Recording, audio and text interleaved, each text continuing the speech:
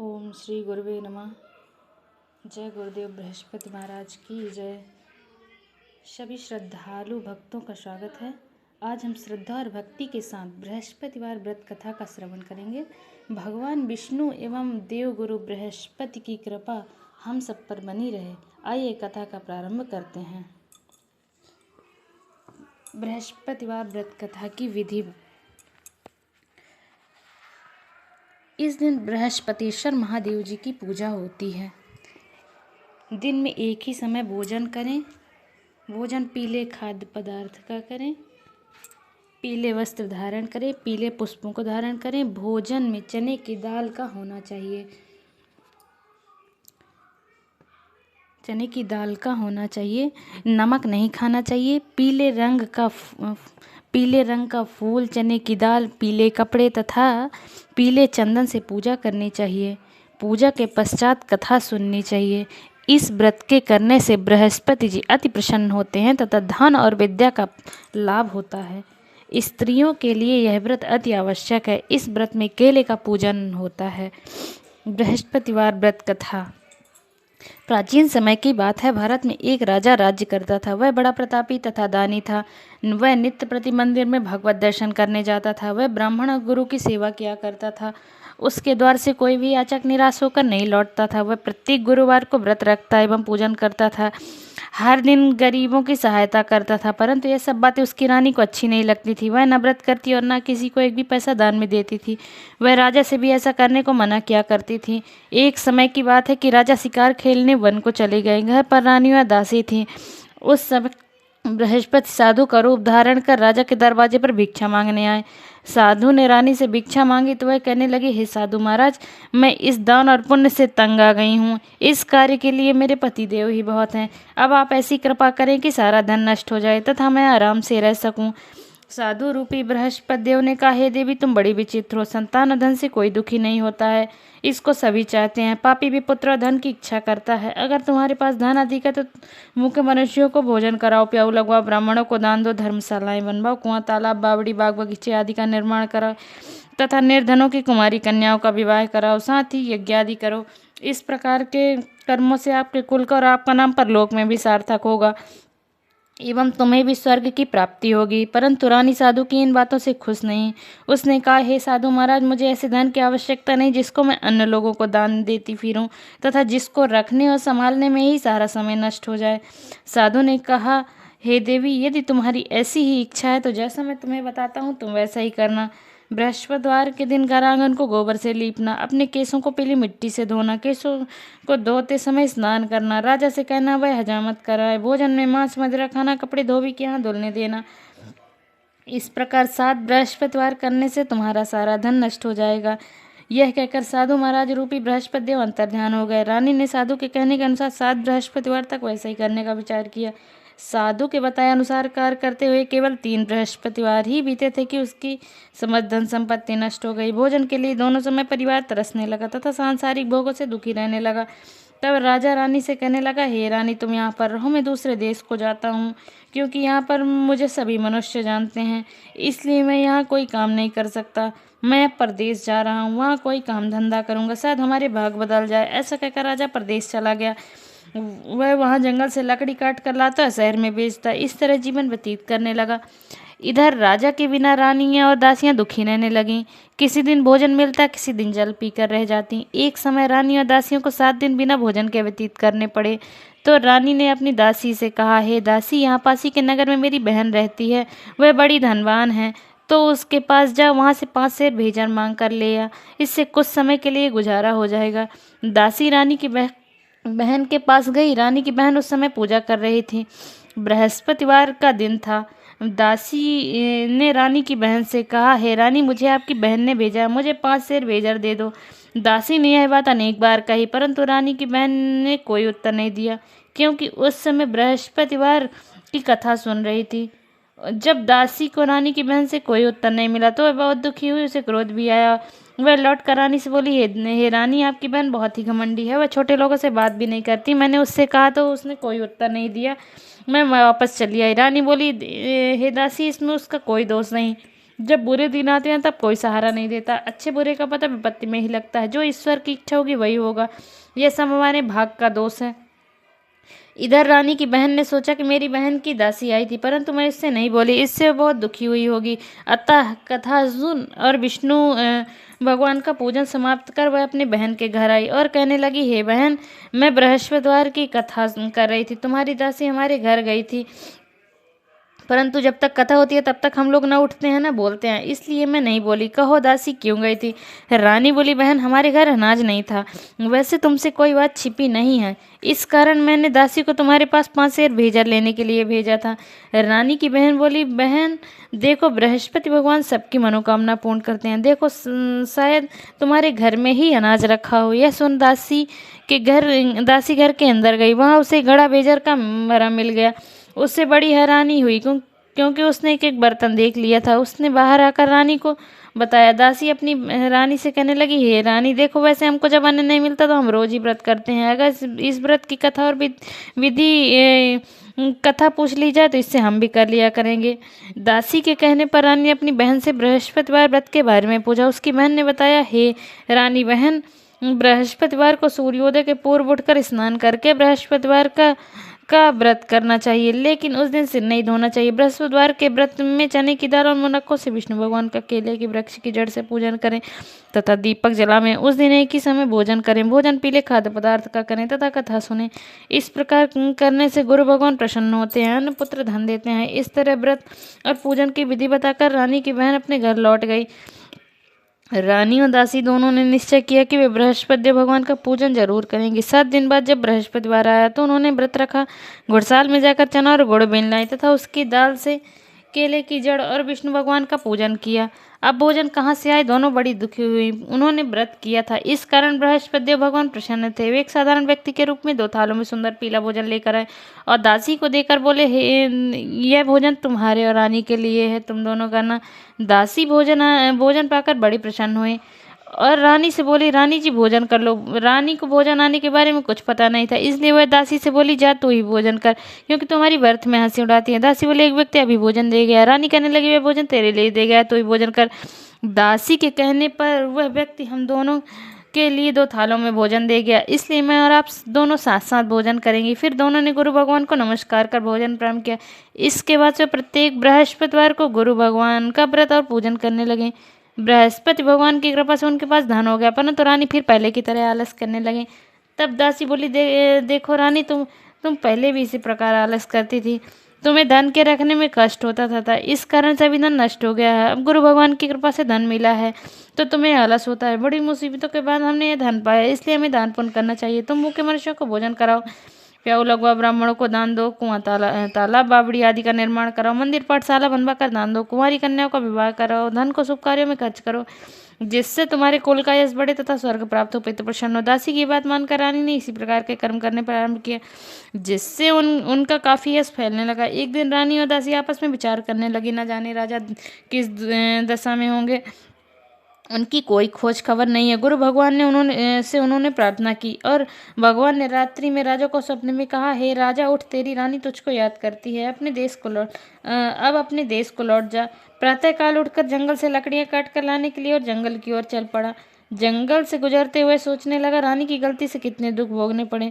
राजपाट छोड़कर उसे जंगल में आकर रहना पड़ा। जंगल से लकड़ियां काटकर उन्हें बेचकर गुजारा करना पड़ा।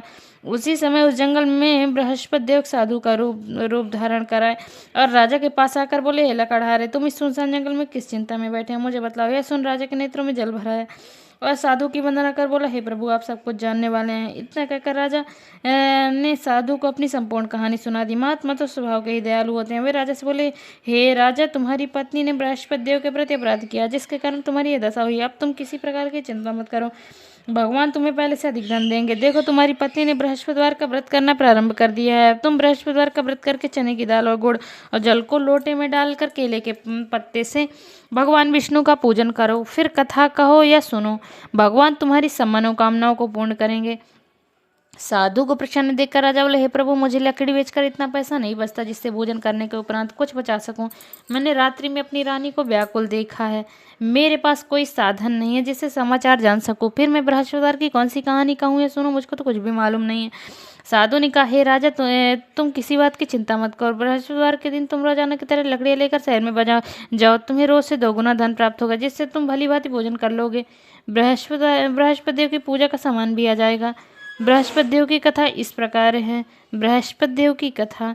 प्राचीन काल में एक बहुत ही निर्धन ब्राह्मण था। उसकी कोई संतान नहीं थी। वह नित्य पूजा पाठ करता, परंतु इसकी स्त्री बहुत मलिनता के साथ रहती थी। वह न स्नान करती न किसी देवता का पूजन करती। प्रातः काल उठते ही सर्वप्रथम भोजन करती, बाद में कोई अन्य कार्य करती। ब्राह्मण देवता बहुत दुखी रहते थे। पत्नी को बहुत समझाती, किंतु उसका कोई परिणाम न निकलता। भगवान की अनुकंपा से एक समय उस ब्राह्मण की पत्नी गर्भवती हुई। 10वें महीने एक सुंदर कन्या को जन्म दिया। निर्धन ब्राह्मण कन्या के जन्म से बहुत दुखी हुए। धीरे धीरे ब्राह्मण की कन्या बड़ी होने लगी। बचपन से उस कन्या की रुचि भगवान विष्णु की पूजा में थी। वह प्रातः उठते ही स्नान आदि करके भगवान विष्णु की पूजा करने लगी। वे पूजा करने मंदिर में जाती थी। बृहस्पतिवार को व्रत करके विधिवत पूजा पाठ करती थी। पूजा पाठ के बाद वह पढ़ने के लिए पाठशाला में जाती। घर से चलते हुए मुट्ठी भर जौ साथ लेकर जाती और पाठशाला के रास्ते में थोड़ी थोड़ी जौ गिराती जाती। जब वे पाठशाला से घर लौटती तो वह जौ के दाने सोने में बदले मिलते थे। लड़की सभी सोने के दाने बीन लाती थी। एक दिन जब वह सोने के दाने साफ कर रही थी तो उसकी माँ ने कहा, बेटी, सोने के दाने साफ करने के लिए सोने का सूप भी होना चाहिए। अगले दिन बृहस्पतिवार था। उसने भगवान बृहस्पति देव की पूजा करते हुए प्रार्थना की, हे भगवान, यदि मैंने आपका व्रत विधिवत किया हो तो मुझे सोने का सूप दे दो। भगवान बृहस्पति देव ने उसकी मनोकामना पूरी करने का वचन दिया। पाठशाला से लौटते समय उसे रास्ते में सोने का सूप पड़ा हुआ मिला। घर लौटकर सोने का सूप अपनी माँ को दिखाकर वह सोने के दाने साफ करने लगी। उसी समय नगर का राजकुमार उसके घर के पास से गुजरा। उस सुंदर लड़की को सोने के सूप में जौ साफ करते देख राजकुमार उस पर मोहित हो गया।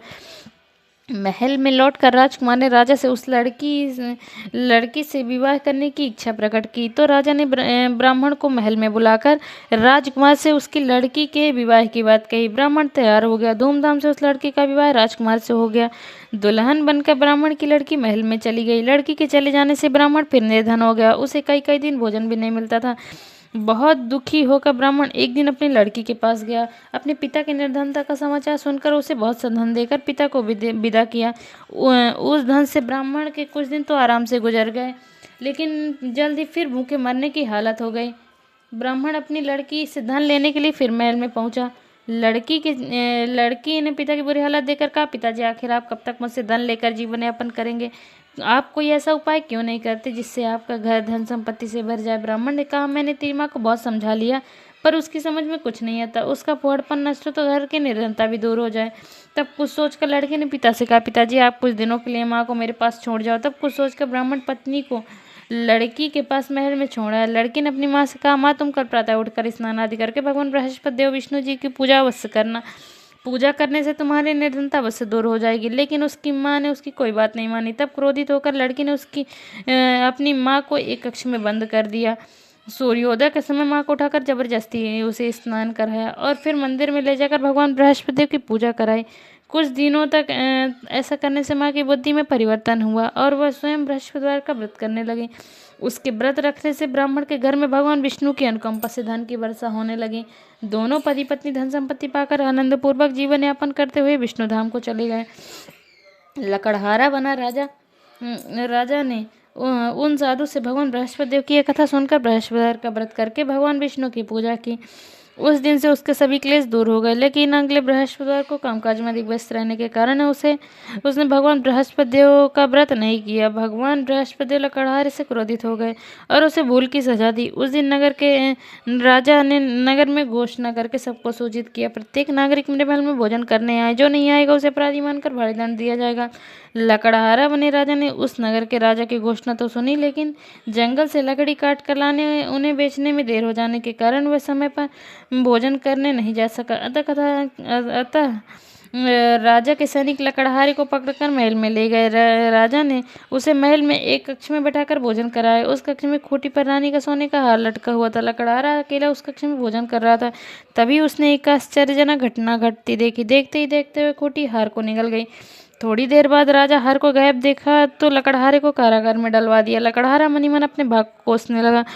तभी उसे जंगल में मिले साधु का स्मरण हुआ। थोड़ी देर में भगवान बृहस्पतिदेव सन्यासी के रूप में उसके सामने प्रकट हुए और कहा, हे लकड़हारे, तूने भगवान बृहस्पतिदेव की पूजा नहीं की, इसी कारण तुम्हें कष्ट हुआ। लेकिन अब चिंता मत करो, बृहस्पतिवार के दिन कारागार के दरवाजे पर तुम्हें कुछ पैसे पड़े हुए मिलेंगे। उन पैसों से भगवान बृहस्पतिदेव का व्रत करके उसकी पूजा करोगे तो तुम्हारे सब दुख नष्ट हो जाएंगे। बृहस्पतिवार के दिन दरवाजे पर पड़े मिले पैसे से चने और गुड़ मंगाकर लकड़हारे ने बृहस्पतिवार की कथा कही तो भगवान बृहस्पतिदेव ने प्रसन्न होकर उस नगर के राजा को स्वप्न में लकड़हारे को कारागार से मुक्त करने को कहा। सुबह राजा ने अपने कक्ष में आकर देखा तो कोठी पर रानी का हार टंगा हुआ था। राजा ने लकड़हारे को मुक्त कर दिया, उससे धन और आभूषण देकर विदा किया। लकड़हारा बना राजा उस नगर से चलकर अपने नगर में पहुंचा तो उस नगर में कुएं, धर्मशालाएं, बाग बगीचे देखकर बहुत प्रसन्न हुआ। राजा ने किसी से पूछा, ये कुएं, धर्मशालाएं किसने बनवाई? सबने उसे बताया, ये सब रानी और उसकी दासी ने बनवाए हैं। राजा महल में पहुंचा तो रानी ने उनका भव्य स्वागत किया। तब राजा ने निश्चय किया कि सप्ताह में एक बार तो सभी बृहस्पतिदेव का व्रत तथा पूजन करते हैं, परंतु मैं प्रतिदिन व्रत किया करूंगा तथा दिन में 3 बार कथा कहा करूंगा। अब राजा हर समय दुसाले में चने की दाल बांधे रहता था तथा दिन में 3 बार बृहस्पतिदेव की कथा कहता था। कुछ दिनों के बाद राजा को अपनी बहन की याद आई। एक दिन घोड़े पर सवार होकर राजा अपनी बहन से मिलने चल दिया। तभी राजा नगर के बाहर पहुंचा ही था कि उसने एक शव को ले जाते हुए देखा। राजा को स्मरण हुआ है, आज उसने किसी को बृहस्पतिवार की व्रत कथा नहीं सुनाई। राजा ने उन लोगों को रोककर कहा, भाइयों, आप शव को ले जाने से पहले मुझसे बृहस्पतिवार की कथा सुन लें। लोगों ने राजा पर क्रोधित होते हुए कहा, तुम पागल तो नहीं हो? लेकिन कुछ बड़े बूढ़े लोगों ने कहा, अच्छा भाई, साथ चलते चलते तुम अपनी कथा भी सुना लो। राजा के चलते हुए आधी कथा ही सुनाई थी कि शव हिलने लगा। राजा की पूरी कथा सुनाते ही शव उठकर बैठ गया। लोगों ने हैरानी से दांतों तले उंगली दबाई। अगले बृहस्पतिवार से भगवान बृहस्पतिदेव का व्रत करने व कथा सुनने का निश्चय कर लिया। अब घोड़े पर सवार राजा चलते हुए किसान के पास पहुंचा। किसान अपने खेत में हल चला रहा था। राजा ने कहा, अरे भाई, मुझसे बृहस्पतिवार की कथा सुन लो। किसान झुंझला कर बोला, अरे भाई, देख नहीं रहे हो, जितनी देर तक तुम्हारी कथा सुनूंगा उतनी देर में तो पूरे खेत में हल चला लूंगा। राजा निराश होकर चलने लगा। तभी किसान के बैल लड़खड़ाकर जमीन पे जा गिरा। किसान के पेट में भी जोरों का दर्द होने लगा। उस किसान की पत्नी जब खाना लेकर आई तो उसने किसान से इस बारे में पूछा। किसान ने घुड़सवार की पूरी कहानी सुनाई। किसान की पत्नी दौड़ती हुई राजा के पास पहुंचकर हाथ जोड़कर बोली, भैया, मैं तुम्हारी कथा सुनने को तैयार हूँ। राजा ने उसके साथ खेत पर पहुंचकर बृहस्पतिवार की कथा सुनाई। तभी बैल उठकर खड़े हो गए। किसान के पेट का दर्द भी तुरंत ठीक हो गया। राजा अपनी बहन के घर पहुंचा। उनकी बहुत आवभगत हुई। अगले दिन सुबह उठकर राजा ने देखा घर के सभी लोग भोजन कर रहे थे। किसी भूखे को बृहस्पतिवार की कथा सुनाए बिना राजा भोजन नहीं करता था। उसने बहन से कहा, बहन, क्या घर में कोई ऐसा व्यक्ति है जिसने अभी तक भोजन न किया हो? उसकी बहन बोली, भैया, हमारे घर में तो क्या, आपको पूरे नगर में कोई ऐसा व्यक्ति नहीं मिलेगा जिसने सुबह सुबह भोजन नहीं किया हो। तब राजा ने बहन के घर से निकलकर उस नगर में बिना भोजन किए व्यक्ति की तलाश की। एक गडरिये के घर में उसका बेटा बीमार होने के कारण भूखा रह गया था। राजा ने उसको जाकर बृहस्पतिवार की कथा सुनाई। कथा सुनते सुनते गडरिये का बीमार बेटा बिल्कुल ठीक हो गया। सबने राजा की बहुत प्रशंसा की। एक दिन राजा ने अपनी बहन से कहा, बहन, अब हम अपने घर जाना चाहते हैं, तुम भी हमारे साथ चलो, कुछ दिन वहां रहकर लौट आना। राजा की बहन ने अपनी सास से पूछा तो सास ने ताने देते हुए कहा, बहू मायके जाना तो अकेली जाना, मेरे पोतों को नहीं ले जाना। तुम्हारे भाई की कोई संतान नहीं है, कहीं तुम्हारी भाभी मेरे पोतों पर कोई जादू टोना ना कर दे। दूसरे कक्ष में बहन की सास की बातें सुनकर राजा दुखी मन से अकेला ही अपने नगर को लौट गया। रानी ने राजा से कहा, आप तो अपनी बहन को साथ लाने की बात कह कर गए थे, फिर बहन को साथ क्यों नहीं लाए? तब राजा ने दुखी होते हुए कहा, रानी, मेरी संतान है, इसलिए कोई हमारे घर आना पसंद नहीं करता। रानी ने राजा को समझाया, हे प्राणनाथ, हमें बृहस्पतिदेव ने सब कुछ दिया है, अब भगवान बृहस्पतिदेव हमें संतान भी अवश्य देंगे। बृहस्पतिवार को विधिवत व्रत करते हुए राजा रानी ने भगवान बृहस्पतिदेव से संतान के लिए प्रार्थना की। कुछ दिनों के बाद उन्होंने स्वप्न में दर्शन देते हुए कहा, हे राजन, तेरी मनोकामना अवश्य पूरी होगी। 1 सप्ताह बाद ही रानी गर्भवती हुई। 10वें महीने रानी ने एक सुंदर पुत्र को जन्म दिया। राजा रानी जीवन पर्यंत बृहस्पतिवार का व्रत करते रहे। के घर में धन की वर्षा होती रही। इस तरह आनंद पूर्वक जीवन यापन करते हुए राजा रानी भगवान बृहस्पति देव की अनुकंपा से मोक्ष को प्राप्त करके सीधे वैकुंठ धाम पहुंच गए। बृहस्पतिवार को विधिवत व्रत करके जो स्त्री पुरुष भगवान विष्णु की पूजा करते हैं, भगवान उनकी सभी मनोकामनाएं पूर्ण करते हैं। बोलो बृहस्पति भगवान की जय।